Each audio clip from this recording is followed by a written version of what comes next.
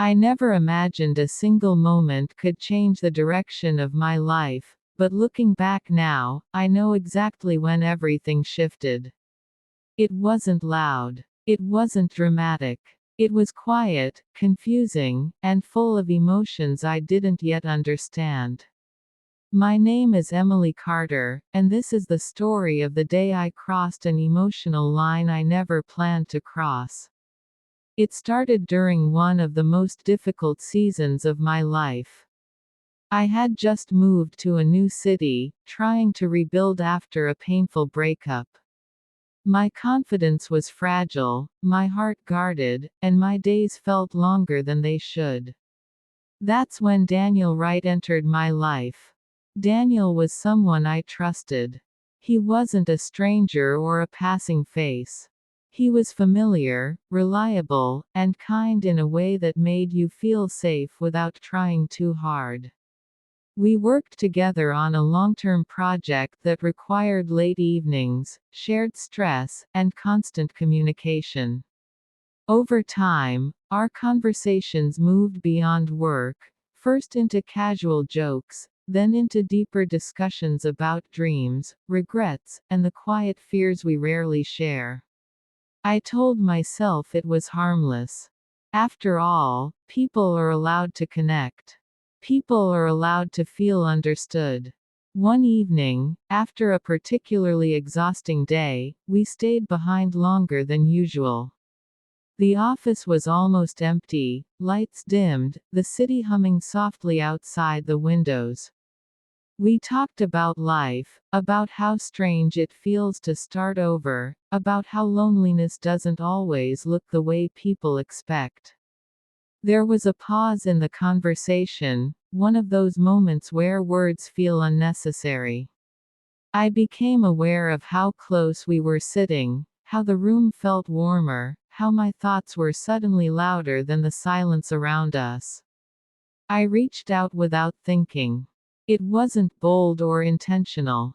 It was instinctive, almost unconscious, like my heart acted before my mind could catch up. That was the moment I realized something had changed between us. I felt the shift in his reaction immediately.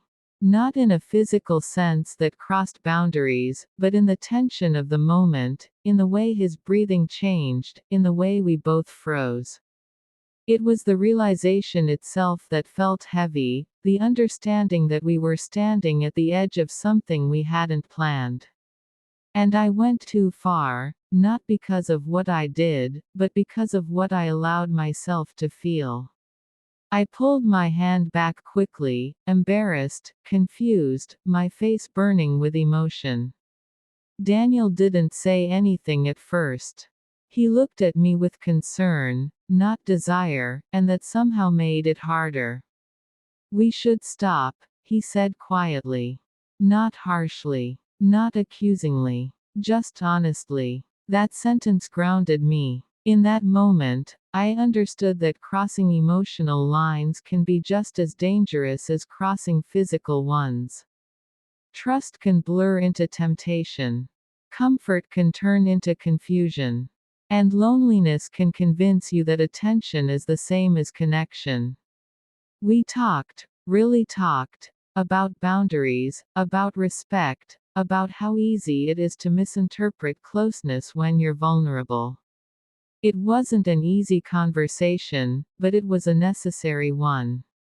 That night, I went home and sat alone in the quiet of my apartment, replaying everything. I didn't feel shame, I felt awareness. Awareness that I needed to heal, not hide. That I needed to understand myself before letting someone else step into that space. Daniel and I remained professional after that. Respectful. Clear. The moment never repeated, but the lesson stayed with me.